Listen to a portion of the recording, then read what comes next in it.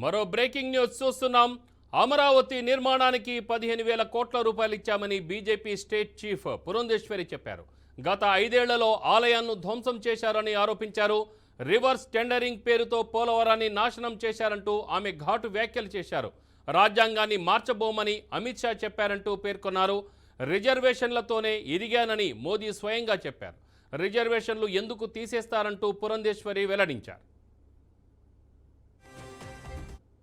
చూస్తే కూడా గాంధీ గారి కళ్ళద్దాలే లోగోగా పెట్టడం జరిగింది. ఎందుకంటే ఏదైతే మహాత్మా గాంధీ గారు బాగా గట్టిగా విశ్వసించారు, పరిశుభ్రత మీద వారికి ప్రత్యేకమైనటువంటి దృష్టి ఉండేది కనుక వారికి నిజమైనటువంటి నివాళిగా వారు ఏదైతే వారు నమ్మారో దాన్ని చేసి చూపించాలి. భారతదేశాన్ని రాబోయే కాలంలో ఒక పరిశుభ్రమైనటువంటి భారతదేశంగా చూపించాలి అనేటువంటి లక్ష్యంతో ఈ యొక్క కార్యక్రమాన్ని ప్రవేశపెట్టడం జరిగింది. నిర్మల్ పురస్కార్ వంటి కార్యక్రమాలు అంతకుముందు ఉన్నా కూడా అవి కేవలం పేపర్ల వరకు పరిమితమైనటువంటి సందర్భంలో ప్రజలను ఎప్పుడైతే దీనిలో భాగస్వాములు చేయమో అప్పుడు మనం నిజమైనటువంటి పరిశుభ్రతని సాధించలేమనేటువంటి ఆలోచనతో ప్రజల్ని భాగస్వాములు చేయాలని చెప్పి ప్రతి అక్టోబర్ 2వ తారీఖున స్వచ్ఛ భారత్ కార్యక్రమాన్ని నిర్వహించుకోవాలి అని చెప్పి వారు చెప్పడం జరిగింది.